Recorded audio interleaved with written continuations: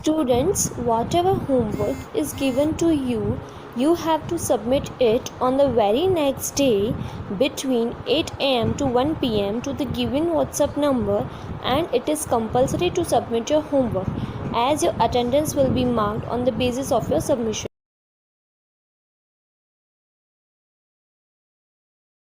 Transparent, translucent and opaque materials.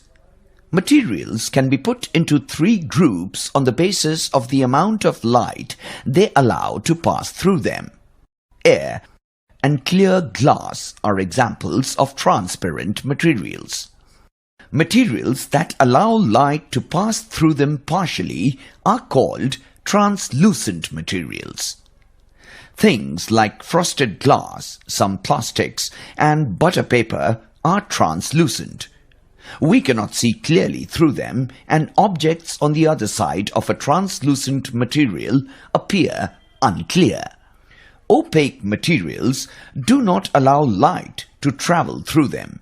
Materials such as wood, stone, and metals are opaque. Some examples of transparent, translucent, and opaque materials: transparent, reading glasses, plastic wrap; translucent, notebook paper, lampshade; opaque, book, thick fabric. Transparent, translucent and opaque objects. Non-luminous object can be classified as transparent, translucent and opaque according to the amount of light they allow to pass through them. नॉन-luminous objects को classified किया गया है transparent, translucent and opaque object में according to amount of light के amount के according, कि वो लाइट कितना पास करते हैं उसके अकॉर्डिंग उन्हें क्लासिफाई किया गया है.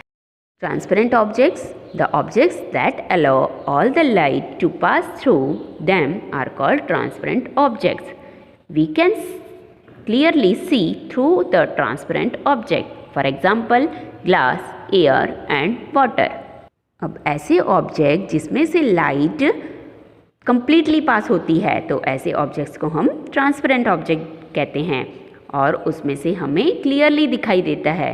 ठीक है, जैसे ग्लास है, एयर है, वाटर है, तो ये क्या है, लाइट पास करते हैं, कंप्लीटली लाइट पास करते हैं, तो ऐसे ऑब्जेक्ट्स ट्रांसपेरेंट ऑब्जेक्ट कहते हैं. Translucent objects, the objects that allow some light to pass through them are called translucent object. We cannot clearly see through the translucent object. For example, butter paper, frosted glass and shaded glass. अब ऐसे object जिसमें से light pass होती है but थोड़ा ही light pass होती है, कुछ ही लाइट पास होती है, तो ऐसे ऑब्जेक्ट्स को हम ट्रांसलूसेंट ऑब्जेक्ट कहते हैं और उसमें से हमें क्लियरली दिखाई नहीं देता है, थोड़ा थोड़ा दिखाई देता है. जैसे कि बटर पेपर आपने देखा ही होगा, फ्रोस्टेड ग्लास है ना, शेडेड ग्लास, तो ऐसे में लाइट पास तो होती है पर थोड़ा ही लाइट पास होती है और हमें क्लियरली दिखाई नहीं देता है. Opaque objects, the objects that do not allow any light to pass through them are called opaque objects. We cannot see through the opaque object at all. For example, stone, tree and cardboard. ऐसे object जिसमें से बिल्कुल भी light pass नहीं होती है तो ऐसे ऑब्जेक्ट्स को ओपेक ऑब्जेक्ट कहा जाता है और हम ओपेक ऑब्जेक्ट में से देख नहीं पाते हैं, बिल्कुल भी देख नहीं पाते हैं, तो ऐसे ऑब्जेक्ट्स को ओपेक कहा जाता है. जैसे स्टोन है, ट्री है, कार्डबोर्ड है, तो ऐसे ऑब्जेक्ट्स में हम आर पार नहीं देख पाते हैं, इसलिए उसे ओपेक ऑब्जेक्ट कहा जाता है. Shadow. When an opaque object is placed in front of a source of light, a dark shade of that object can be seen on the opposite side of the object. This dark shade of the object is called a shadow. A shadow is formed because of the rectilinear propagation of light. As the opaque object blocks light completely, a dark shadow is always formed. Translucent objects block the light partially and thus form less dark shadow. Transparent objects that do not block the light do not cast any noticeable shadow. अब ऐसे opaque object जो होते हैं जब वह source of light के in front में आ जाते हैं, ठीक है, और जो लाइट आती है उसको ब्लॉक कर देते हैं, तो क्या बन जाता है? शैडो। तो एक डार्क शैडो बन जाता है उस ऑब्जेक्ट का, जो हमें दिखाई देता है ऑब्जेक्ट के अपोजिट साइड में। तो वो डार्क जो शैडो है ऑब्जेक्ट का, उसे क्या कहते हैं? शैडो कहते हैं। जैसे आप खड़े हो, ठीक है, और सनलाइट पड़ रही है, तो सनलाइट पड़ रही है तो हमारी बॉडी क्या है? ओपेक ऑब्जेक्ट है ना। तो सनलाइट हमारी जब बॉडी पे पड़ती है तो हमारा जो शैडो है वो कहाँ पड़ता है? ग्राउंड में, ज़मीन पे। आपने देखा होगा मॉर्निंग में या आफ्टरनून में, है ना, आपको अपना शैडो दिखाई देता है। तो क्यों दिखाई देता है? क्योंकि हमारी जो बॉडी है वो ओपेक ऑब्जेक्ट है। अब ओपेक ऑब्जेक्ट में जब source of light opaque object के बीच में आ जाता है तो वह लाइट को आने से ब्लॉक कर देता है। जब वो ब्लॉक कर देता है तो हमारी जो शैडो है वह ज़मीन पे पड़ती है, अपोजिट साइड में, ऑब्जेक्ट के अपोजिट साइड में पड़ती है, ठीक है। तो शैडो क्यों फॉर्म होता है? रेक्टिलिनियर प्रोपोगेशन ऑफ लाइट के कारण। तो ओपेक ऑब्जेक्ट जब लाइट के पाथ को ब्लॉक कर देता है तो डार्क एरिया फॉर्म होता है, उसे शैडो कहते हैं। अब जो ट्रांसल्यूसेंट ऑब्जेक्ट होते हैं वह लाइट को पार्शली ब्लॉक करते हैं, तो उसका जो शैडो होता है वह थोड़ा डार्क होता है, लेस डार्क होता है। और ट्रांसपेरेंट ऑब्जेक्ट लाइट को ब्लॉक नहीं करते हैं, तो उसका शैडो नहीं पड़ता है। The shadow of an object has the following characteristics. First, shadow is formed only in the presence of a source of light, an opaque object and a screen. Second, shadow always form on the opposite side of the object. Third, irrespective of the color of the object, shadow is always black. Fourth, size of the shadow depend on the distance between the source of light and the object, and the distance between the screen and object. अब shadow के कुछ characteristics हैं, कुछ लक्षण हैं। First है, shadow कब form होता है? जब सोर्स ऑफ लाइट हो, ओपेक ऑब्जेक्ट हो और एक स्क्रीन हो। तो ये तीनों कंडीशन होगी तो ही शैडो फॉर्म होगा, ठीक है। और शैडो हमेशा ऑब्जेक्ट के अपोजिट साइड में फॉर्म होता है, अपोजिट साइड बनता है। और शैडो हमेशा ब्लैक होता है। ऐसा नहीं है कि ऑब्जेक्ट का कलर जो हो उसी का ही शैडो पड़ता है, उसी का शैडो नहीं पड़ता है। शैडो हमेशा ब्लैक कलर में ही होता है, डार्क ही होता है।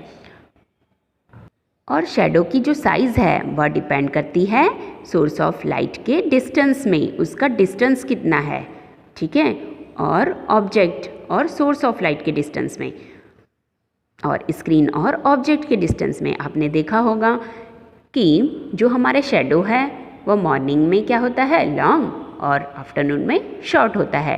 क्यों? क्योंकि जो मॉर्निंग होती है तब सन हमारे से बहुत दूर होता है, और जब आफ्टरनून होता है तो सन हमारे अहेड में होता है, हमारे ऊपर ही होता है, तो इसलिए उसकी शैडो क्या होती है? शॉर्ट होती है। तो ऐसे ही जो शैडो का साइज़ होता है वो डिपेंड करता है सोर्स ऑफ लाइट और ऑब्जेक्ट के डिस्टेंस में। Reflection of light and reflecting surfaces, the phenomenon by which the light rays falling on an object bounce back fully or partially is called reflection of light.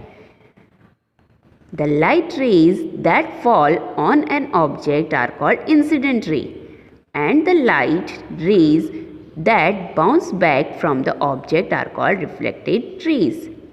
When these reflected light rays reach our eyes, we can see the object. अब ऐसे phenomena जब light की raise हैं वह object पे पड़ती हैं और फिर उसमें से बाउंस बैक हो जाता है, फुली या पार्शली, है ना, बैक हो जाता है, तो उसे रिफ्लेक्शन ऑफ लाइट कहा जाता है। अब जब लाइट रेज ऑब्जेक्ट पे पड़ता है तो उसे इंसिडेंट रे कहते हैं। और जब लाइट की रे बाउंस बैक हो जाती है, वापस आ जाती है फ्रॉम द ऑब्जेक्ट में, तो फिर वो क्या होता है, रिफ्लेक्टेड रेज। अब आप पिक्चर में देख सकते हो। अब देखो ये सन है, सन की जो रेज हैं, है ना, तो वो कहाँ पर पड़ रही हैं, ट्री पर। तो सन की रेज कहाँ पर पड़ रही हैं, ट्री पर पड़ रही हैं। तो ट्री पर पड़ रही हैं तो वो क्या है, इंसिडेंट लाइट रे हैं। अब सन की रेज ट्री में पड़कर वो रिफ्लेक्ट हो रही हैं, कहाँ पर, वो वाले ऑब्जेक्ट से हमारी आईज में रिफ्लेक्ट हो रही हैं। तो वो क्या है, रिफ्लेक्टेड लाइट रे है, वो किसी दूसरी ऑब्जेक्ट में पड़ रही है, तो उसके कारण हमें वो पेड़, वो ट्री दिखाई दे रहा है। तो उसे क्या बोलते हैं, रिफ्लेक्टेड लाइट रे कहते हैं। तो जब रिफ्लेक्टेड लाइट रे हमारी आईज में पहुंचती है तब हम ऑब्जेक्ट को देख सकते हैं।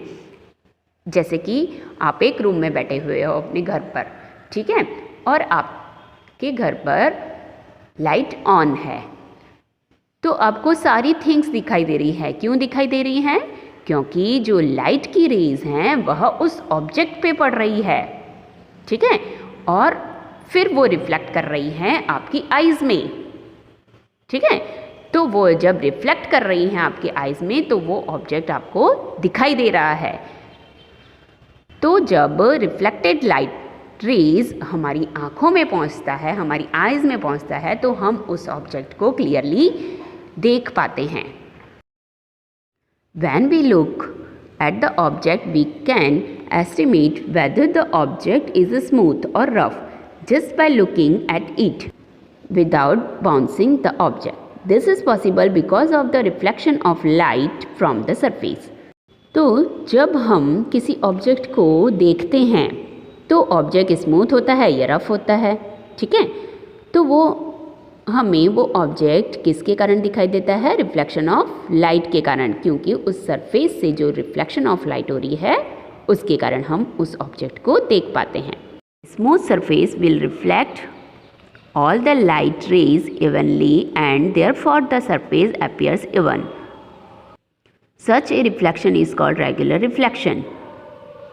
A rough surface will reflect the light rays unevenly in all directions, which makes the surface look uneven. Such a reflection is called irregular reflection. अब जब स्मूथ सरफेस और रफ सरफेस, तो स्मूथ सरफेस में जब incident ray पड़ती है तब वो रिफ्लेक्ट होती है, तो वह जो सरफेस होती है वो इवन होती है, मीन्स एकदम स्मूथ होती है। तो जो उसकी उसे रिफ्लेक्शन को रेगुलर रिफ्लेक्शन कहा जाता है, क्योंकि उसका जो रिफ्लेक्ट पड़ रहा है वह रेगुलर हो रहा है, मीन्स सीधी रेखा में, ठीक है। और एक रफ सरफेस होता है, अब उस पर अगर लाइट रे पड़ती है तो वो अनइवन इन ऑल डायरेक्शन में जाती है, मीन्स हर अलग अलग तरह की डायरेक्शन में जाती है और अलग अलग शेप हो जाता है ना। और वह सरफेस के साथ है अनइवन होता है, उबड़ खाबड़ की तरह, जैसे आप पिक्चर में देख सकते हो। तो वह रिफ्लेक्ट होता है, तो ऐसे रिफ्लेक्शन को कहा जाता है इरेगुलर रिफ्लेक्शन।